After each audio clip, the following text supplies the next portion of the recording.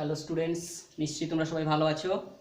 তো আজকে আমরা ক্লাস 8-এর অষ্টম শ্রেণীর যে ইতিহাসটা পড়াচ্ছিলাম, তো 6 নম্বর চ্যাপ্টারের আজকে আমরা বিদ্রোহগুলো নিয়ে আলোচনা করব। তো এর আগের ক্লাসে আমরা বিভিন্ন যে ইস্ট ইন্ডিয়া কোম্পানির যে বিভিন্ন যে যারা শাসনকর্তারা এসেছিলেন ভারতে, তো তাদের সময়ে কি করে বিদ্রোহগুলো কখন ঘটেছিল আমরা দেখেছি। তো তাদের মধ্য থেকে কয়েকটা গুরুত্বপূর্ণ বিদ্রোহগুলোর আলোচনা আজকে আমরা করব। তো এই সমস্ত বিদ্রোহগুলো ঘটার মূল কারণগুলো কি ছিল এবং ওই সমস্ত বিদ্রোহকারীদের লক্ষ্যটাই বা কী ছিল, এবং ওই সময়ে ওই বিদ্রোহগুলোকে ইস্ট ইন্ডিয়া কোম্পানির তরফ থেকে কী রকমভাবে গুরুত্ব দিয়ে দেখা হতো, এইটা আমরা আজকে প্রথম পর্যায়ের আলোচনায় বলছি।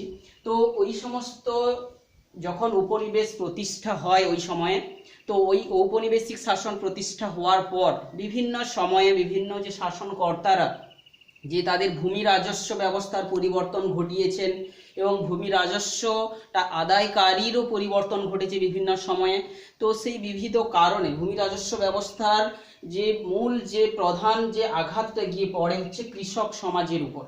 তো সেই কারণেই কিন্তু মূলত আদিবাসী কৃষকরাই কিন্তু এই বিদ্রোহগুলো সংগঠিত করবেন।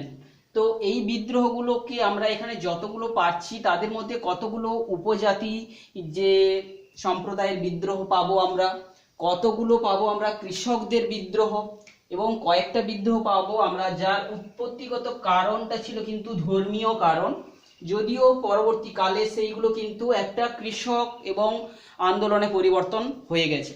তো আমরা এই যে বিদ্রোহগুলোকে আমরা তিনটা ভাগে তাহলে ভাগ করে ফেলতে পারি। একটা হচ্ছে উপজাতি বিদ্রোহ, উপজাতি সম্প্রদায়দের, আর একটা হচ্ছে কৃষক সম্প্রদায়দের, আর একটা হচ্ছে কি বিভিন্ন ধর্মীয় কারণে শুরু হওয়া বিদ্রোহগুলো, ধর্মীয় সম্প্রদায়ের মানুষদের। তো এই তিন প্রকার বিদ্রোহগুলোর মধ্যে তো কারণগুলো সবার ক্ষেত্রেই কিন্তু ভূমি রাজস্ব ব্যবস্থা, যে ভূমি রাজস্ব ব্যবস্থাটার পরিবর্তন করা হয়েছিল সেই রাজস্ব ব্যবস্থাটা কিন্তু সমস্ত পর্যায়ের মানুষকে কিন্তু এটা ইফেক্ট করেছিল। তো তার ফলস্বরূপ তাছাড়া কিন্তু তাদের উপর গুরুত্ব না দিয়ে তাদের দিকগুলো বিবেচনা করা হয়নি তৎকালীন সময়ে। তো সেইটার ফলস্বরূপ কিন্তু তারা বিদ্রোহগুলো ঘোষণা করবে। তো এই সমস্ত বিদ্রোহকারী তারা যারাই হোক না কেন, তাদের বিদ্রোহের লক্ষ্য কিন্তু তাদের সবসময় দুটোই থেকে গেছে। প্রথম লক্ষ্য ছিল কি, তাদের কাছ থেকে যারা হচ্ছে ওই রাজস্ব খাজনা জোর করে আদায় করছে, অর্থাৎ মহাজন জমিদার এই সমস্ত মানুষদের উপর তাদেরই কিন্তু প্রথম যে আক্রমণের লক্ষ্য তাদের করেছিল। তারপরে সর্বোপরি তাদের লক্ষ্যের মূল বিষয়বস্তু হয়ে দাঁড়ায় কিন্তু ঔপনিবেশিক শাসন। তাহলে ঔপনিবেশিক শাসনটা আর হচ্ছে জমিদার মহাজন এটাই হবেন কিন্তু ওই সমস্ত বিদ্রোহকারীদের লক্ষ্যবস্তু। তো এই সমস্ত বিদ্রোহগুলো কিন্তু বিচ্ছিন্নভাবে বিভিন্ন জায়গায় সংঘটিত হচ্ছিল। বিশেষ করে যে ছোটনাগপুর মালভূমি অঞ্চল, যে অঞ্চলে বিশেষ করে উপজাতিরা বসবাস করে, সাঁওতাল উপজাতিরা, তাদের মধ্যে কিন্তু এই বিদ্রোহগুলো বেশিরভাগ ক্ষেত্রে ঘটছিল। তো এই বিদ্রোহগুলো বিচ্ছিন্ন থাকার ফলে কিন্তু সার্বিকভাবে এর ফল লক্ষ্য করা যায়নি। তো যেমনভাবে আমাদের সময়েও এখনো সময় যদি আমরা দেখি কোনো জায়গায় কোনো ঘটনা ঘটছে, তো আমরা কিন্তু তার সম্পর্কে অতটা গুরুত্ব দিয়ে ভাবনা চিন্তা করি না যে সেখানকার যে বিষয়টার সঙ্গে আমাদেরকেও জড়িয়ে একজোট হয়ে কোনো কিছু করা উচিত, তো সেটাও আমরা যেমনভাবে ভাবি না এখনো। তো তৎকালীন সময়েও তো যোগাযোগ ব্যবস্থাও ছিল না, শিক্ষার প্রসারও ততটাই ছিল না, তাহলে তো বোঝাই যাচ্ছে যে সেই বিদ্রোহগুলো কতটাই কিন্তু যে ক্ষুদ্র অঞ্চলের মধ্যে সীমাবদ্ধ ছিল। তো সেই জন্যই কিন্তু এই সমস্ত বিদ্রোহগুলোকে যে যে তারা কিন্তু অতটা গুরুত্ব দিয়ে দেখেনি, তারা শুধু বলতো যে অসভ্য আদিম মানুষের বিদ্রোহ বলে এদেরকে উল্লেখ করা হতো। অসভ্য আদিম মানুষের বিদ্রোহ, অসভ্য আদিম মানুষের যে বিদ্রোহ, এই সমস্ত বলে কিন্তু যে তাদেরকে ছোট করা হতো। বিশেষ করে শিক্ষিত সম্প্রদায়রা কিন্তু এদের সঙ্গে সঙ্গ দেয়নি। তো এইগুলো হচ্ছে বিদ্রোহের প্রাথমিক পর্যায়ে। সেই বিদ্রোহগুলো এরপরে চলে আসছি কয়েকটা গুরুত্বপূর্ণ বিদ্রোহগুলো নিয়ে, বিশেষ করে কতগুলো সাঁওতাল বিদ্রোহ। এটা একটা উপজাতি বিদ্রোহের মধ্যে পড়ছে, উপজাতি বিদ্রোহ।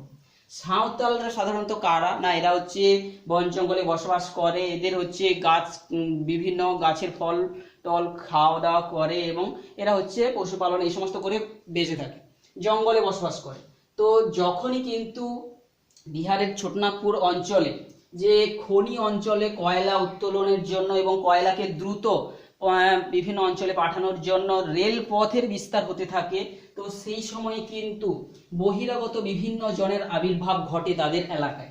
তো সেই জন্য তাদেরকে দিকু বলে বলা হতো। সেই বহিরাগতদের আগমন এবং তাদের দ্বারা ভূমি রাজস্ব ব্যবস্থার প্রবর্তনের ফলে যে সমস্ত বন জঙ্গলে তারা ততদিন পর্যন্ত যে স্বেচ্ছায় বা স্বাধীনভাবে বসবাস করতো, তাদের সেখানে উপর তাদেরকে যে সংরক্ষিত করে দেওয়া হতে থাকে, তাদের বদ্ধ করতে শুরু করা হয়। তো সেই জন্য কিন্তু তাদের যখন স্বাধীনতার উপর হস্তক্ষেপ করা হয়, তার ফলস্বরূপ কিন্তু তারা বিদ্রোহী হয়ে ওঠে। দ্বিতীয়ত রেলপথের বিস্তার শুরু করে যখন ধর্মীয় একটা দিক এই যে বিদ্রোহের পেছনে ছিল, যারা অনেক যে খ্রিস্টান মিশনারিরা এসেছিলেন তারাও কিন্তু তাদের ধর্ম প্রচার করতে শুরু করছিলেন। তো এই উপজাতিদের মধ্যেও যখনই তারা ধর্মের বিস্তার করতে শুরু করবেন, তারা কিন্তু ভয় পেয়ে যাবে। তারা তখন ভাববে যে তাদের যে অস্তিত্ব বিপন্ন হতে চলেছে। তো সেই তাদের অস্তিত্বকে বাঁচিয়ে রাখার জন্যই কিন্তু তারা কিন্তু বিদ্রোহ ঘোষণা করবে। তো এই সাঁওতাল বিদ্রোহটা সংগঠিত হবে 1855 খ্রিস্টাব্দে এবং এটা সাঁওতাল উপজাতিদের মধ্যেই হবে বিহারের ছোটনাগপুর অঞ্চলে। এই বিদ্রোহের প্রকৃতিটা আমরা জেনেছি যে এদের প্রধান লক্ষ্য ছিল কিন্তু জমিদার এবং মহাজনেরা। তারপরে সর্বোপরি এদের যে লক্ষ্য হয়ে দাঁড়ায় ঔপনিবেশিক শাসনের যে অপসারণ। তো এটা একটা যে জোরালো আকারে ছড়িয়ে পড়বে, এটা হিংসাত্মক আকার ধারণ করবে এবং এটা ছড়িয়ে পড়বে ভাগলপুর অঞ্চল থেকে রাজমহল পর্যন্ত ছড়িয়ে যাবে। এবং এই বিদ্রোহটাকে নেতৃত্ব দান করবেন হচ্ছে সিধু, কানহু, চাঁদ, ভৈরব, এইরকম কয়েকজন নেতার আমাদের নাম আমরা জানতে পারবো, যারা কিনা এই সাঁওতাল বিদ্রোহটাকে পরিচালনা করেছিলেন। তো তাদের যে পরিণাম কি হয়েছিল, তাদের যে অত্যাচার করে তাদের কিন্তু এই বিদ্রোহ দমন করার জন্য সর্বপ্রথম হচ্ছে কিনা ঔপনিবেশিক সেনাকে প্রয়োগ করা হয়েছিল এবং সেই সেনার দ্বারা কঠোর হস্তে দমন করা হয়েছিল এবং ফলে এই বিদ্রোহ কিন্তু বেশি দিন স্থায়ী হয়নি। 1855-56 সালের দিকে এই বিদ্রোহ কিন্তু সমাপ্ত হয়ে যায়। তবে কিন্তু এই বিদ্রোহের ফল স্বরূপ আমরা বলতে পারি কি, উপজাতিদের জন্য সাঁওতাল উপজাতিদের জন্য সাঁওতাল পরগনা নামক একটা আলাদা বিশেষ পরগনার তৈরি করা হয়, যেই পরগনাতে সাধারণত বাইরে থেকে আর হস্তক্ষেপ না করার পরিকল্পনা গ্রহণ করা হয়।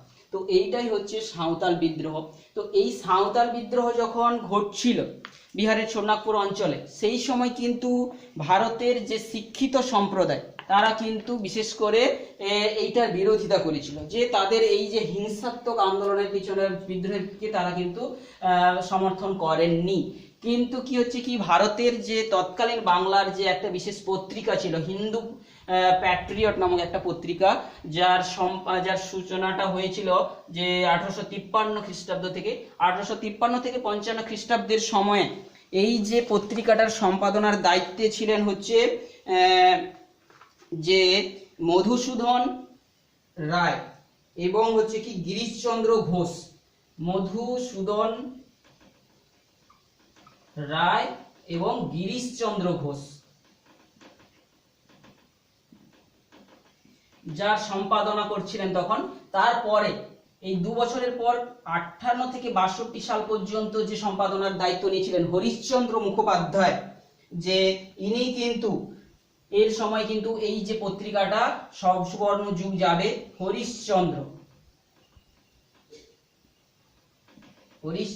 মুখোপাধ্যায়।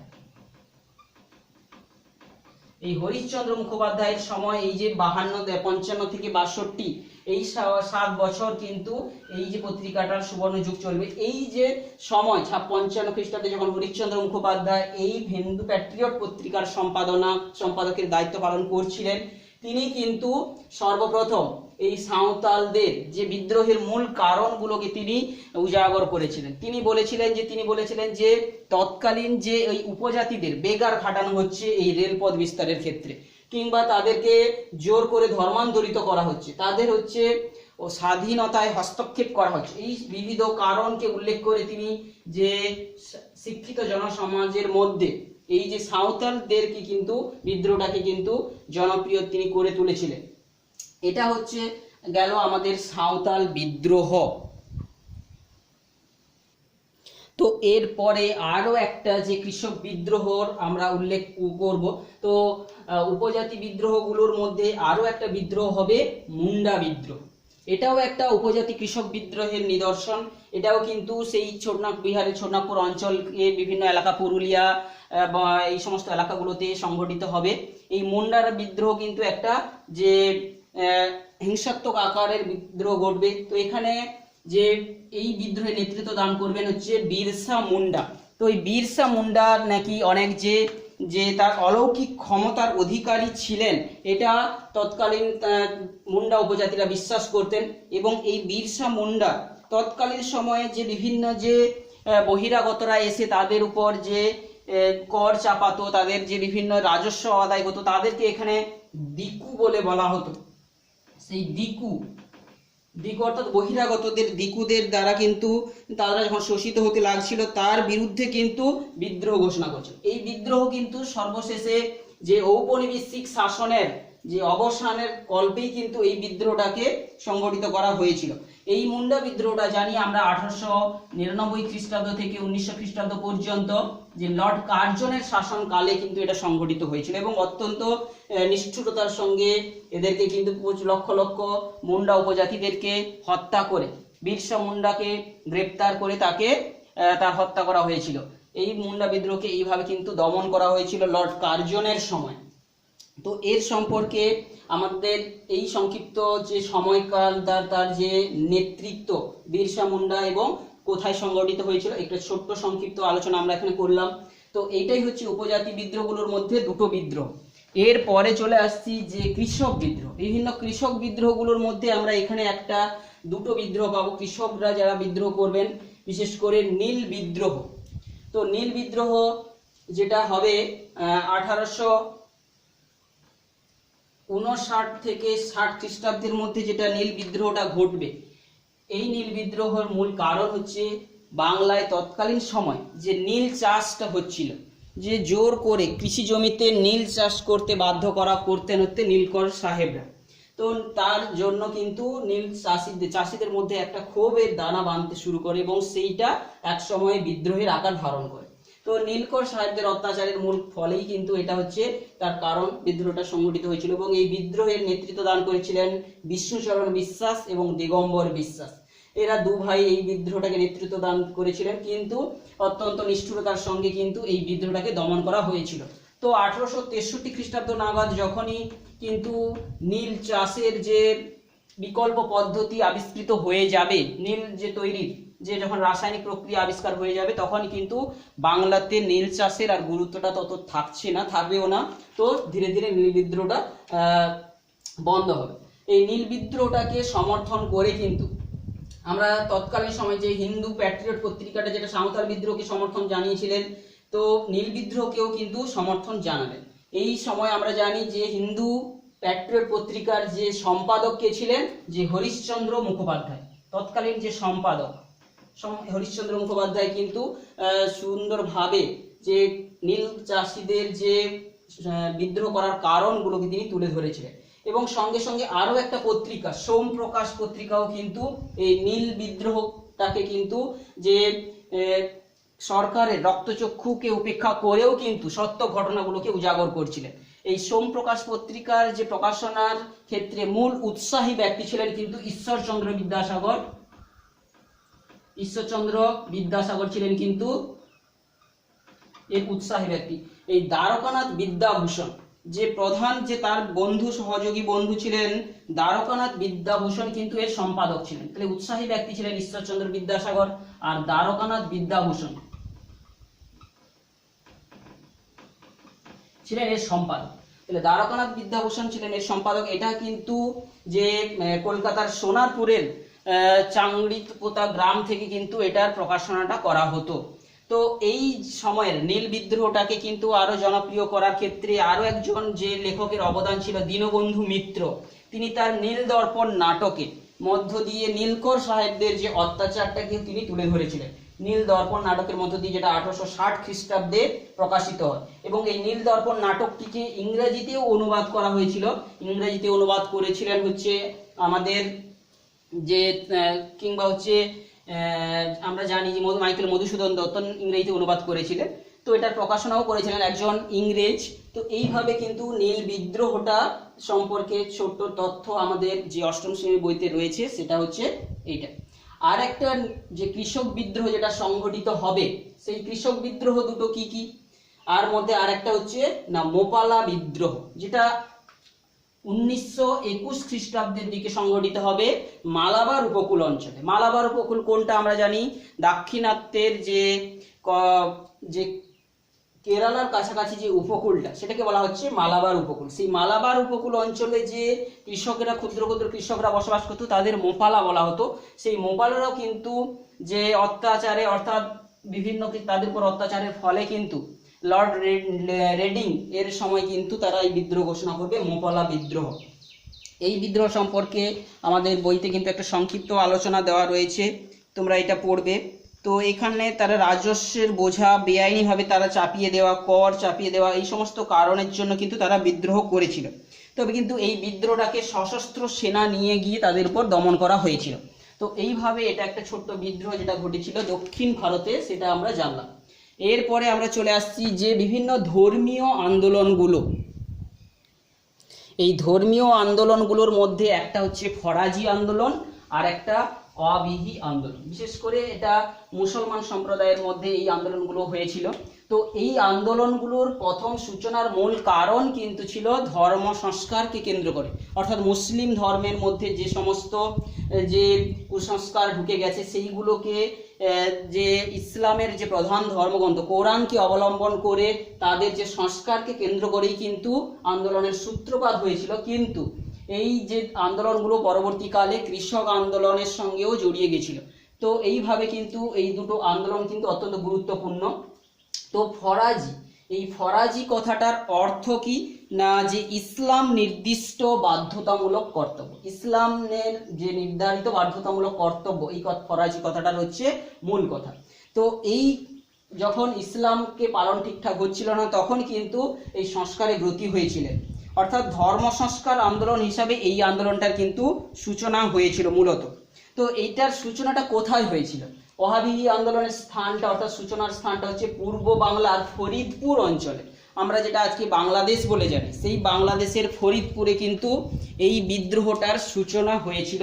এবং যিনি শুরু করেছিলেন হাজি শরীয়ত উল্লাহ বলে একজন ব্যক্তি, তিনি এটা শুরু করেছিলেন। পরবর্তীকালে তার যে ছেলে যে মোহাম্মদ মহসিন, যিনি এই বিদ্রোহটাকে জনপ্রিয় করেছিলেন, যে তার সম্বন্ধে ব্যাপক বিস্তার লাভ করেছিল এই বিদ্রোহটা, মোহাম্মদ মহসিন, যিনি দুদু মিয়া নামে কিন্তু পরিচিত।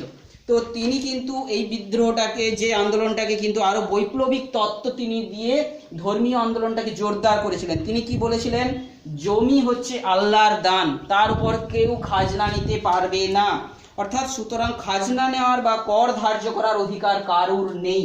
এইভাবে তিনি এর উপর, অর্থাৎ একটা বৈপ্লবিক তত্ত্ব, সেই তত্ত্ব আরোপ করে তিনি কিন্তু এই বিদ্রোহটাকে কিন্তু অত্যন্ত আরো শক্তিশালী করে তুলবেন। সে যাই হোক, এই বিদ্রোহের ফলস্বরূপ কিন্তু আমরা জানবো যে এই বিদ্রোহতে কেবলমাত্র মুসলমানরা আর যোগদান করেনি। পরবর্তীকালে হিন্দু, মুসলমান, কৃষক সম্প্রদায় সবাই একজোট হয়ে কিন্তু এই বিদ্রোহটা ঘটে, আন্দোলনটা শুরু হবে। অর্থাৎ এখানে একটা হিন্দু মুসলমান ঐক্য আমরা কিন্তু দেখতে পাবো। এই বিদ্রোহের বৈপ্লবিক তত্ত্বতে আমরা জানবো। তো এইভাবে ফরাজি আন্দোলনটা কিন্তু 1818 খ্রিস্টাব্দে যে এইটা কিন্তু সংগঠিত হবে পূর্ব বাংলার ফরিদপুর অঞ্চলে। তো এইভাবে আরো একটা ধর্মীয় আন্দোলন যেটা হবে ওহাবিহি আন্দোলন। ওহাবি আন্দোলন, এই আন্দোলনটাও একটা ধর্মীয় আন্দোলন হিসাবে শুরু হবে আরবে শুরু হবে। এই আন্দোলনটা শুরু করবেন আব্দুল ওয়াহাব নামে একজন ব্যক্তি, কিন্তু এই যে মুসলমান ধর্মের সংস্কারকে কেন্দ্র করে এই ওহাবি আন্দোলনটা তিনি শুরু করবেন। কিন্তু পরবর্তীকালে এই আন্দোলনটি কিন্তু ভারতেও ছড়িয়ে যাবে। ভারতের দিল্লিতে প্রথমে কিন্তু যে এই আন্দোলনটার সূচনা করবেন শাহ ওয়ালি উল্লাহ, আর এখানে হাজি শরীয়ত উল্লাহ কিন্তু শুরু করেছিলেন ফরাজি আন্দোলন, আর হাজি ওয়ালি উল্লাহ শাহ ওয়ালি উল্লাহ কিন্তু শুরু করেছিলেন হচ্ছেন ওয়াবিহি আন্দোলন।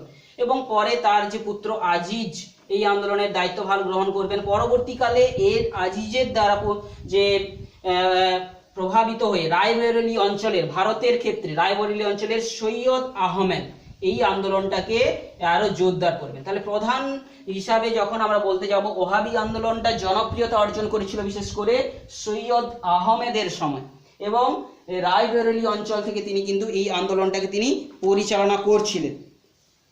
তো এবং শিখদের সঙ্গেও কিন্তু এই লড়াই সংগঠিত হবে 1831 খ্রিস্টাব্দে। এই আন্দোলনের সময়েই কিন্তু শিখদের সঙ্গে কিন্তু একটা লড়াই হবে 1831 খ্রিস্টাব্দে। সেই লড়াইতে কিন্তু যে মৃত্যু ঘটে যাবে হচ্ছে এই সৈয়দ আহমেদের। এরপরে এই ওহাবি আন্দোলনের একটা ধারা কিন্তু বাংলায় চলে আসবে। এই ধারাটা চলে বলা হচ্ছে যে বারাসাত বিদ্রোহ। তো এই ওহাবি আন্দোলনের ধারা প্রভাবিত করবে মীর নিসার আলী নামে একজন, যে বারাসতের যে মুসলিমকে, তিনি কি করবেন যে যার ডাক নাম ছিল হচ্ছে তিতুমির, যার প্রকৃত নাম হচ্ছে কিনা মীর নিসার আলী। তিনি কি করবেন, তিনি কি করবেন যে বাদশাহ উপাধি ধারণ করবেন, বাদশাহ উপাধি ধারণ করবেন। এবং তিনি যে সরাসরি ঔপনিবেশিক শাসনের বিরুদ্ধে লড়াই ঘোষণা করে দেবেন, এবং তিনি স্বতন্ত্র সাম্রাজ্য প্রতিষ্ঠা করবেন বলে ঘোষণা করে দেবেন। বাদশাহ বলে একটা বাঁশের কেল্লা তিনি নির্মাণ করবেন। যে বারাসত বিদ্রোহ বা বারাসত বিদ্রোহ অঞ্চলে তিনি এই যে বারাসত বিদ্রোহতে অর্থাৎ এই আন্দোলনটা জোরদার আকার ধারণ করবে। বাঁশের কেল্লা নির্মাণ করে তিনি নিজেকে স্বতন্ত্র শাসক হিসেবে প্রতিষ্ঠা করবেন। এবং কিন্তু এখানে ইংরেজরা কিন্তু কামান দেখে কিন্তু ওই যে বাঁশের কেল্লাকে ধ্বংস করবেন এবং তিতুমিরকে এখানটায় হত্যা করা হবে। তো এইভাবে ওহাবি আন্দোলন, যেটা ধর্মীয় আন্দোলন রূপে শুরু হয়েছিল, কিন্তু শেষ পর্যায়ে এটা হিংসাত্মক আকার দিয়ে শেষ হবে। যদিও এই আন্দোলনটা অনেকটাই ধর্মীয় যে সংকীর্ণ মনা আন্দোলনে পরিণত হয়েছিল পরবর্তীকালে। তো সে যাই হোক, এই সমস্ত সবগুলো আন্দোলন বা বিদ্রোহগুলো কিন্তু যে ঔপনিবেশিক শাসনের বিভিন্ন পর্যায়ে ইংরেজদেরকে কিন্তু বা ইস্ট ইন্ডিয়া কোম্পানির শাসকদেরকে কিন্তু বিব্রত করে রেখেছিল। তো আমরা এইভাবে সংক্ষিপ্তভাবে আলোচনাটা করলাম, তোমরা পুরো বইটাকে ভালো করে পড়বে। আমরা এই একই জিনিসগুলোকে কিন্তু আমরা দশম শ্রেণীতে যখন 3 নম্বর চ্যাপ্টার, বিশেষ করে 3 নম্বর চ্যাপ্টারে এক্ষেত্রে বিভিন্ন প্রকার আন্দোলনগুলোকে পড়ব। তো সেক্ষেত্রে এই বিদ্রোহ, যে উপজাতি বিদ্রোহগুলোর পেছনে আরো একটা মূল কারণ যেখানে থাকবে, যে বিভিন্ন অরণ্য আইন পাস হবে। বিভিন্ন অরণ্য আইনের পাসের মধ্য দিয়ে কিন্তু যে নতুনভাবে তাদের উপর যে নিয়ন্ত্রণ করার চেষ্টা করা হবে, তার ফলস্বরূপ কিন্তু ঘটবে হচ্ছে 3টা অরণ্য আইন পাস হবে। 1855 দিকে একটা হবে, 1800। তো এইগুলো সম্পর্কে আমরা উঁচু ক্লাসে আর বেশি করে জানবো।